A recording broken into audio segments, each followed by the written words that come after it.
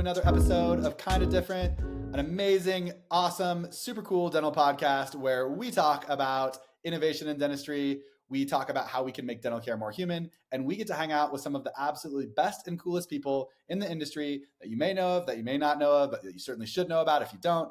And certainly today is no exception to our absolutely amazing guest way that we run this podcast. I'm Dr. Matt Allen, the CEO and co-founder of DifferentKind and your host for Kinda Different. And I'm thrilled to have two guys with me today who are doing something really amazing in this space and super needed. And I'm excited for them to share about that. They recently started a company, and I will let them introduce you a little bit more to that. So Drs. Kevin Kwiecien and Drs. Jason Luchtefeld, partners and co-founders at the CCO Solution. I'll let them tell you what the CCO Solution is and whatnot. But I just really appreciate both of you as humans. And B, I am really excited to learn more about some of the things that we are going to talk about today. So thanks so much for joining. Thanks for taking the time. Tell us a little bit more about yourselves, about the CCO Solution, and then we'll dive in. Well, Jason, you're the one that's recovering from not feeling good. You want me to start? Go for it. Yeah. And by the way, Matt, we also are fans of yours for being different and for what you do. So the feeling is exactly mutual. We love what you're doing and the way you're changing the dental community. So congrats to you. Thanks, man. And I think that's why we're all three sitting here. We're all three the same that way. We like making a difference. I don't know where that gene comes from in some people, but it doesn't always make days easy, but it does make them different. And that's what Jason and I have always been about. We've known each other for a lot of years now, through a lot of different venues, but we came together to form the CCO Solution because we know, we've always known that, especially in the DSO world, that the dentists and team members, but the dentists, let's focus on the dentists for a minute, the dentists that for the past 20 years have been going into quote unquote corporate dentistry, it's an avenue that is appropriate for them. And I think that it's awesome that those patients are getting care there. I think it's the exact appropriate place for those dentists to be. But what I do know to be true is that most of the dentists know that what we all know getting out of dental school, which is there's more to know. But traditionally there's been a rut, or there is an understanding or an assumption that there is a rut in corporate dentistry, that the dentists are sort of stuck there. And what we know to be true is that you can certainly feel more confident. You can certainly be more competent. You can certainly understand the chewing system better. You can certainly communicate with patients better. You can certainly help them see the bigger picture of dentistry, and there's no reason you can't do that in corporate dentistry. And that's why we get out of bed every day, is to help those dentists feel more confident, more competent, talk to patients differently, do the dentistry that's appropriate for the patients, and not let the excuse of being in corporate dentistry get in the way. So, that's it in a nutshell. Jason, you want to add to that? I'm sure I missed about 8 things. Well, the first thing is, after Matt's introduction, I felt like I might be in the wrong place. I don't know if amazing, awesome, and super cool has been used to define me and Kevin. Just you. At least not recently. It's been a few years for those terms to be thrown around, but I really appreciate it. So I think, Kevin, you hit on it. And I think the biggest thing is being both of us being practitioners or previously practitioners helps a lot in our ability to connect with the dentists in the DSOs to not only understand where they're coming from, but help them to grow within that environment, and helping the DSO to scale better quality dentistry. Mm-hmm. That's something that we've seen quite a bit of just in the last few months with the various interviews we've done, people we've talked to, is these dentists start a DSO, it grows a bit, and then all of a sudden they don't know how to scale their philosophy, their core values, their how they're caring for patients, and just relying on the individual practitioner in an office to try to be able to understand and do that is why we exist, is to be able to try to help scale and do it in a way that is upping the quality of care, the confidence, competence, as Kevin talked about. Mm-hmm. I love it. I feel like there's such a gap here, right? In terms of, especially for like earlier stage kind of DSOs, right? And, the ability for you guys to really provide this kind of level of clinical leadership for them. So I'm super excited to talk about it. I've got some like, probably hard hitter questions, that I'm like, man, I've really been saving these up. Haven't asked them to you yet because I like wanted to ask them on this podcast here. So let's dive in. Let's talk about innovation. And one of the first questions that like I want to kind of hear from you, in terms of this idea of innovation, especially as it relates to clinical dentistry, and especially given the problems that I think both of you just articulated, is this idea that, what we learn in dental school is kind of the way we end up practicing, for a lot of, we practice how we get paid and what we learned in dental school often as dentists. And so what are the gaps that you really see in this like kind of clinical innovation space? Because to me as a clinician as well, it feels like, man, if I like really want to get better, I've either got to go spend a boatload of money or, whatever. Like what gaps do you see in that clinical innovation space that you feel like, hey, we are helping fill these in a really relevant way for the practices that we're working with? Can I ask a clarifying question? Of course. I'm embarrassed to ask you, but what is your definition of innovation? Yeah, I think just like, things that haven't been done before, things that have always been done a certain way, right? So I look at like the dental CE space of like, I go to some like regional conference, Rocky Mountain Dental Conference or something. And now all of a sudden I'm expected to like go back and just be a way better clinician. Like, I don't know, that feels hokey to me. That feels unrealistic to me in some ways. And so having led, other clinicians as well, it's like, how do I provide, really great structure around that? And I just didn't feel like there was, a lot of, I had certain things that I knew about, but just the way that I think innovation in this space has kind of always been approached is like, well, you get done with dental school and then you just kind of like figure it out, and that to me feels like a bad way of going about it. And so you're kind of coming at it with like, hey, they need support.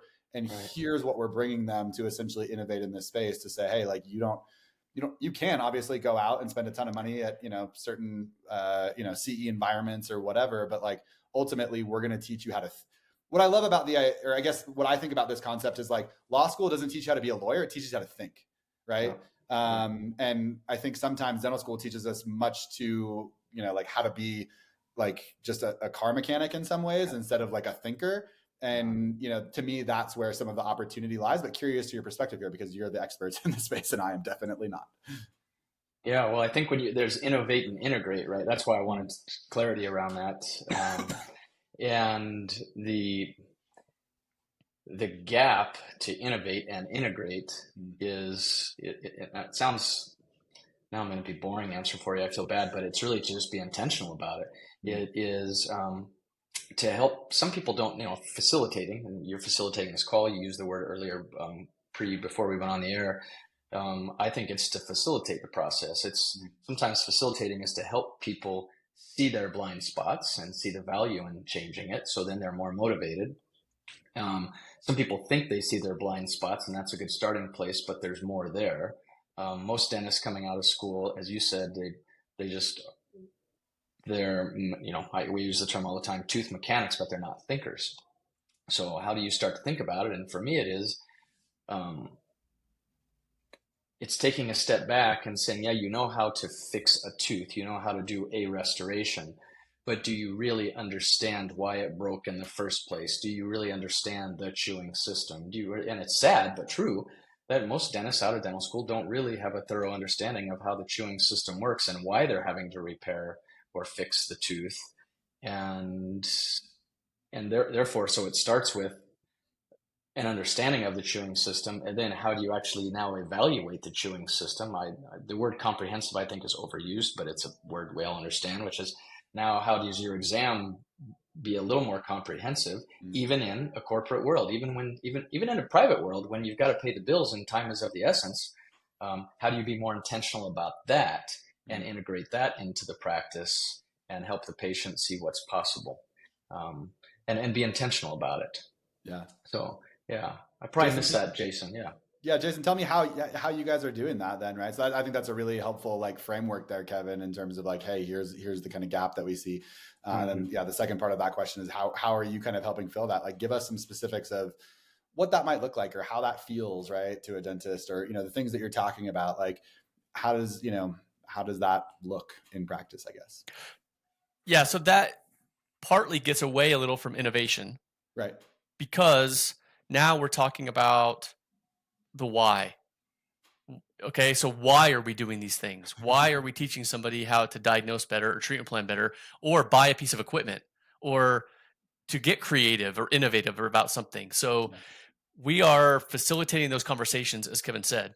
And then we'll go in, and in the areas in which we have some expertise, so that would be diagnosis, treatment planning, treatment execution, team flow around that process, we'll come in and we'll do some hands-on where we're in the office, we're helping, we're monitoring what you do, and then saying, hey, try this.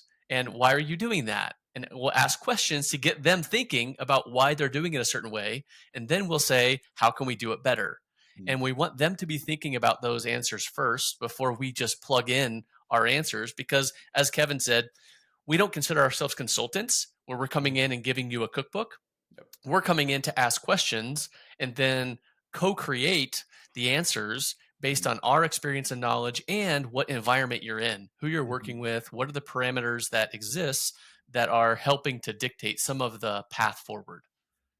Well, and I mean, maybe our definition of innovation is different here, but I would still consider that really innovative, right? From the perspective of like, that's not happening in a lot of places. That's that's like Seneca, level knowledge, right? Of like back to the early Greeks, and we've forgotten about it, and so we need to remember. We need to like re-understand how to ask ourselves questions in the Aristotelian method, right, or whatever. So I think from that perspective, it's not brand new maybe, but it is certainly not happening, I would say, consistently, at least in the educational world and probably early careerhood for many dentists, and then in many of these DSO spaces. And so I certainly think what you're doing is very innovative. Yeah. Well, and I think that's the in private practice, and again, I think there still is an overlap between, because there are plenty of private practices within the DSO world, as you know, that feel, and their goal is to feel very private practicey, but yet they still have this, the corporate entity that is overseeing all that. But in a very traditional private practice, if, like you said earlier, Matt, if you wanted to spend a bucket load of money and time, which I am still a fan of in certain situations, you would go to Pankey, Spear, Kwiecien, or Dawson. Yep. I taught at Spear for years, treatment planning and occlusion, airway and stuff like that, and still teach at Pankey, and I'm still a fan of those. Yep. However, even the people that go there still struggle to integrate it when they go back to their practice. So I think our innovation, if we're going to use the word that way, is we bring it to you, right? You don't have to go. And the other issue is when people go to Pankey, Spear, Kwiecien, Dawson, et cetera, is the team isn't there. So, and we all know how that feels. You go back and you've got all this energy and the team doesn't understand it. Whereas the gift of this is we're doing it with the team and the dentist. So you're not having to take too much time out of work. You're not having to fly you or your team there. And we're doing it around them in their situation, specific to their situation, as opposed to a cookie cutter, which in my opinion pretty much never works. Or if it does, you got lucky.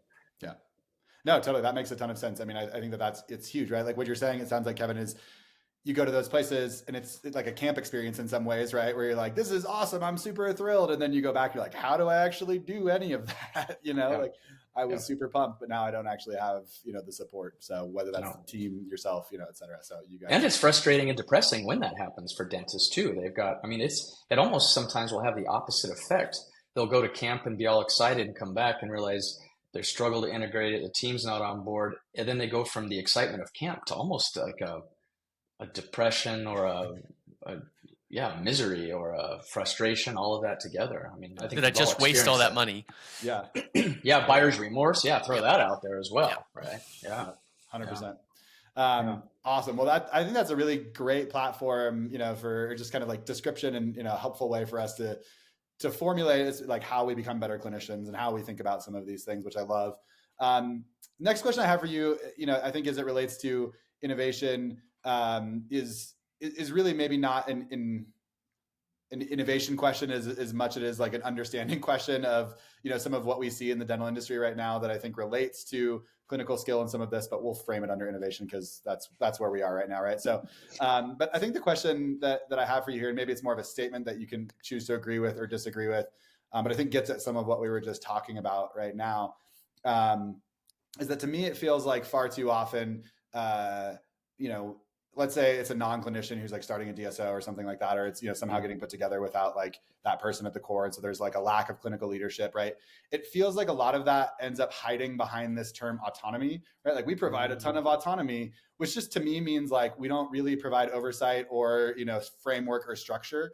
And I think people get scared by that term in terms of like, here's our philosophy, here's our thesis, here's, you know, but to me, it just helps everyone row in the right direction when I think about that. And so, you know, share with us your perspective, I guess, is what I'm really looking for here in terms of, you know, how is, you know, is providing that framework and that thesis and that kind of like, we're all rowing in the same direction, innovative? Because to me, it feels like it is, because what I see is a lot of just like, yeah, we give dentists total clinical autonomy, meaning like, we don't really support you when it comes to, you know, helping you be a better clinician. Yeah. I've got Jason. You want to go? Yeah, you fire away. Yeah. The first thing I would say, there is a legal component. So the non-dentist DSO owner can't tell the dentist how to do dentistry. Totally. So I think that a DSO would really benefit from having a clinical advisory board if it's not owned and run by a dentist or dental team. So that's number one, is like a background context of why it would be easy for a DSO to relinquish that control and say, you have autonomy, because they have to. Yeah. With that said, I agree with you that any DSO should develop some sort of a treatment philosophy. This is how we're going to care for patients. And that should then be carried out by that chief clinical officer or chief dental officer, depending upon your preference. And that's where we come in, is in those emerging smaller DSOs that don't have the resources to have that person that carries that through the offices or collects the data from the dentist to say, where are we and where do we want to go? That's what we help with. And to give you a plug, Matt, I think some of what you're doing with the ability of DifferentKind to bring in the team satisfaction piece of things really provides a lot of value to a DSO to say, how are we doing? What are we doing? And now let's develop some things to get better. Yeah. Mm-hmm. I'll add to that when you say rowing in the same direction, I think those are the words you used, Matt. Mm-hmm. The other day, I guess it was earlier this week, maybe last week, we are sort of vetting a potential client, a small-ish DSO, and literally as we're talking to them on the call last week, because they're one that I think would be fun to work with, but it organically came up that, and I won't name it, but they said, oh, it's almost like we want to have the blank, blank way. This is the blank, blank way. That's what we want everybody in this DSO to know. What is the blank, blank way? Yeah. And the way that you should have seen a light come on. Oh my God, that's it. We need to come up with the blank, blank way so that all of the practices, because they're not all under the DSO name. So they look just like small individual practices, but everybody needs to know this is the blank, blank way. And I was like, yeah, that's what it is. At least we're rowing in the same direction. Yep. But then there better be somebody that helps them learn and integrate the blank, blank way. Totally. Right. Yeah. You need the coxswain shouting at the front of the, at the front of the boat, right? Like being, so I don't know if you guys are small enough to be the coxswain, but certainly you could probably be loud enough, right? So probably. I don't know. I watch The Boys in the Boat, and I don't know about that, man. That's a tough job. That is a tough job, man. Usually it's like some 5-foot girl who's just like way tougher than all those like big dudes, Totally. Which I think is a good metaphor here in some ways. Like it is. Yeah, I like that one. Yeah. Actually, I read that book first before I saw the movie, so I would recommend that to everybody. The book is way better than the movie Boys in the Boat, but side note. There you go. I love it. Well, I do think that's a really helpful way that you just kind of presented it there, Kevin, in terms of, the blank, blank way. I think, sometimes people get scared by that, but ultimately, if you don't have that philosophy, you don't have that mission, vision, values that ultimately enable that, the way it feels for patients when they come in to receive care, it's good. You're presenting some vision of how the world should be and how, the care should be and all of that stuff. and just not thinking about it is a way, right? And it's generally Yeah. going to be a really crappy and incohesive and, really confusing way for patients. And so you got to create that blank way to. Yeah. You're still going to have a system, even if it's not an intentional system or a way, right? It's still there. It's still there. Seth Awesome. Godin has a quote, people like us do things like this. Something to that. I might have butchered it a little bit, but it's something like I have that. heard that. Yeah. That's good. I love it.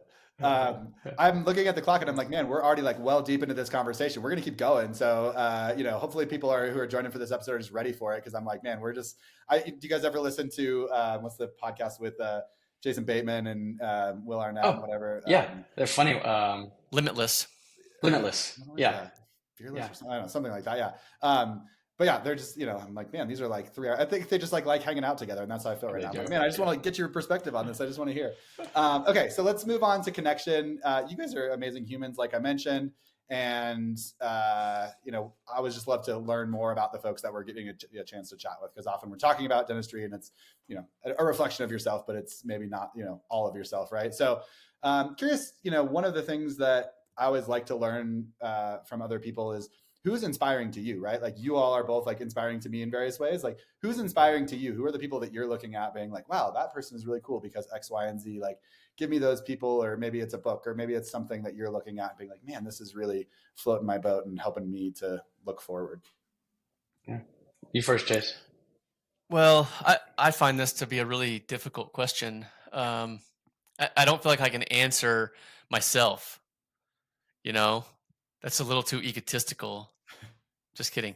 So I just finished reading a book called High Output Management by the legend Andy Grove. So a longtime Intel CEO, and it's a book about managing a production line, basically. In his case, for microprocessors and things.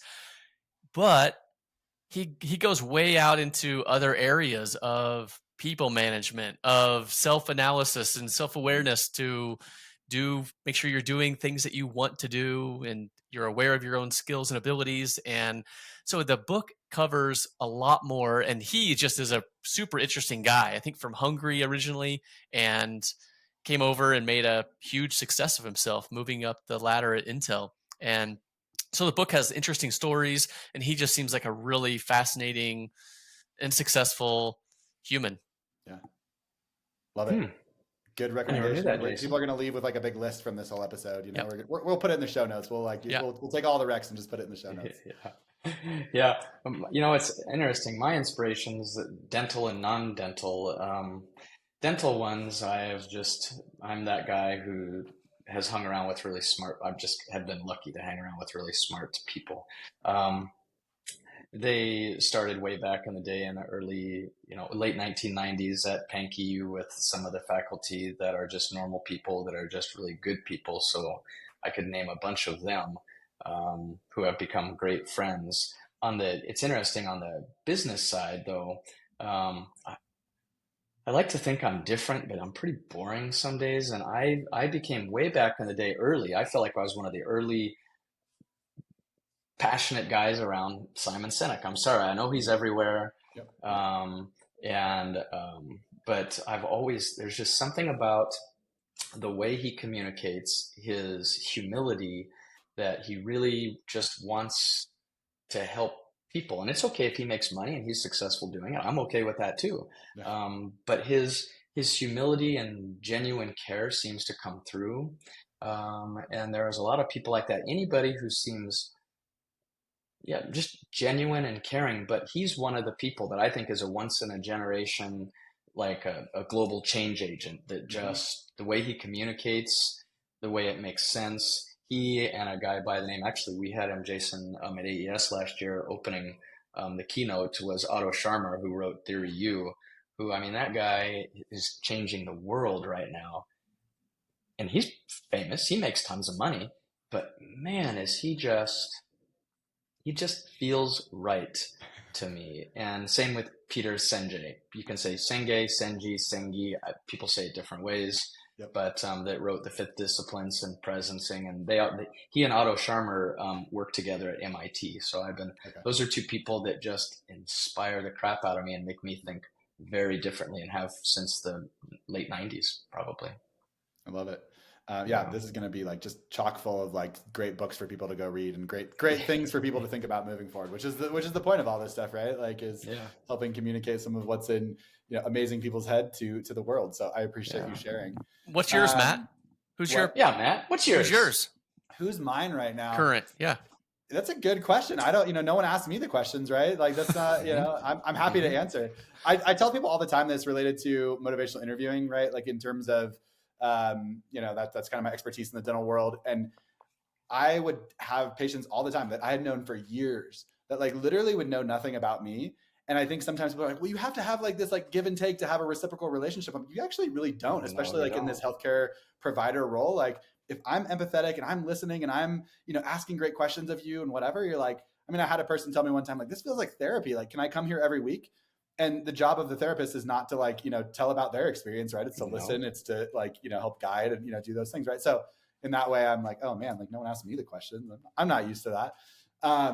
No, I think, something that's been really inspiring to me, I would say this year, just in general, is this kind of idea of community discipline together.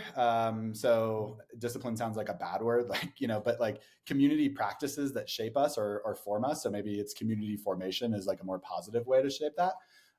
So like some things that we've been working on as a community this past year, it's all like some thought leadership on this, but like, practicing Sabbath together, or, my wife and I fast like weekly, like where it's just like, hey, but we do it with like a whole bunch of people. It's not like, back in a closet or whatever, just by yourself.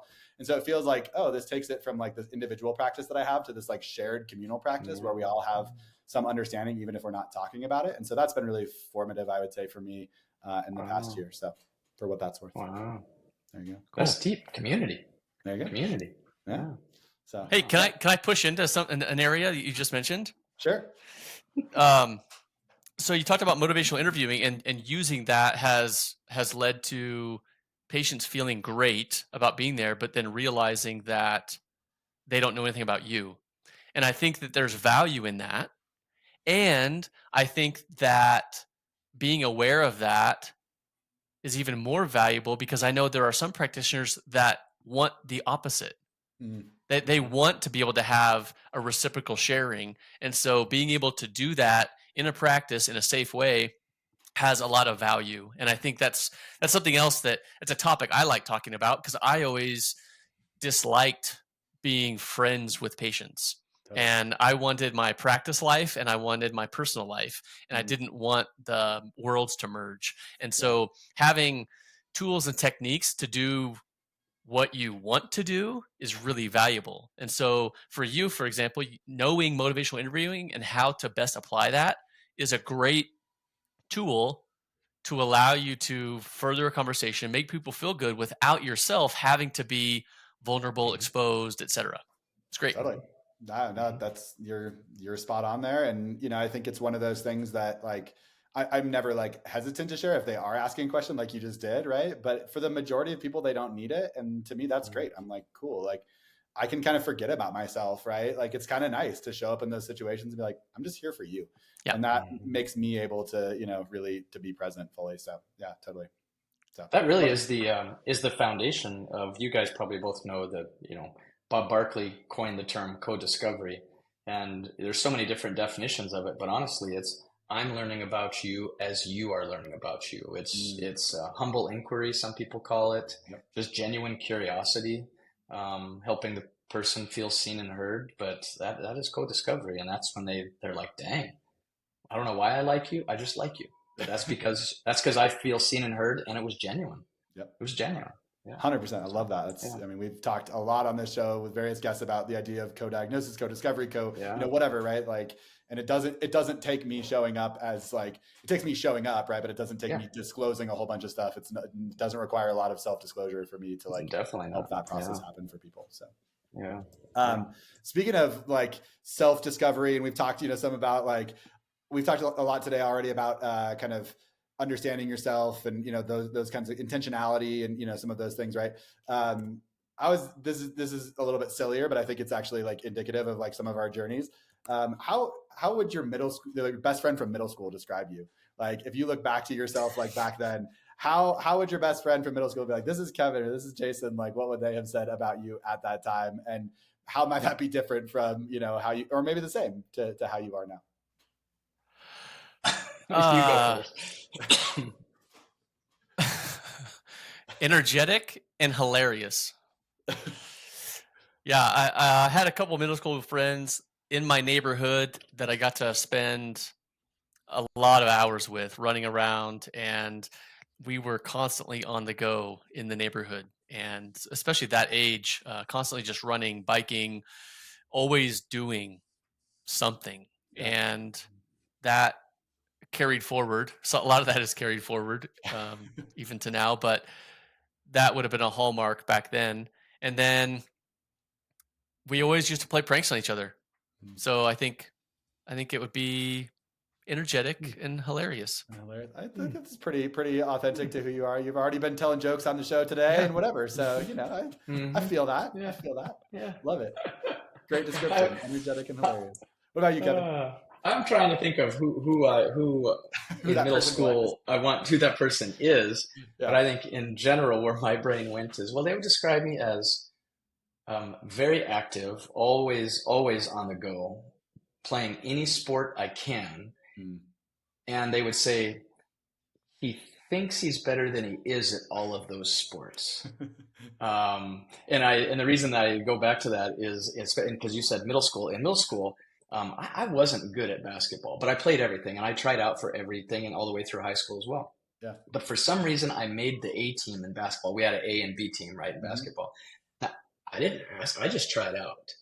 But I think it's because I was fast and I worked hard in practice. But there were plenty of players on the B team that were a heck of a lot better than I was. And I sucked when it came game time on the A team. Yeah. And to this day, I think to myself, I think I would be a much more confident person if I actually would have been on the B team, because I had a lot of anxiety and imposter complex being on the A team. I'm almost mad at the coach. His name is Greg Baxter. He was my algebra teacher. And I'm like, dude, why are you torturing me by putting me on the A team? Everybody's wondering why the hell Kevin made the A team. Yeah. And then I sucked. So that's. But there's a lesson there in that, like, you train hard, especially in middle school, right? Like, my son is 9 right now, and he's on soccer, and it's like all they want to do is get out there and just like goof off and practice, right? You train hard, you're going to stand out. So if but that's the same thing for dentistry, the same thing for life, right? Like, practice like you mean it, right? So dig deep, yeah. Love it. Yeah. I appreciate that. That's good. See, when people see you at conferences now, they're going to be like, telling jokes to you, Jason, or they're gonna be like, hey, Kevin, let's go play some basketball. I want you on a 3-on-3 team at Dykema next year, or whatever it is. So no, they don't want me on it. Or maybe you don't want it. Yeah, exactly. Maybe they want you on the B team. Yeah, they do. Yeah, they do. Okay. Yeah. All right. Well, let's move on to making dental care more human. Last subject here, last kind of context. I got one question since we're already going super long here, which is great. Yeah. I love it.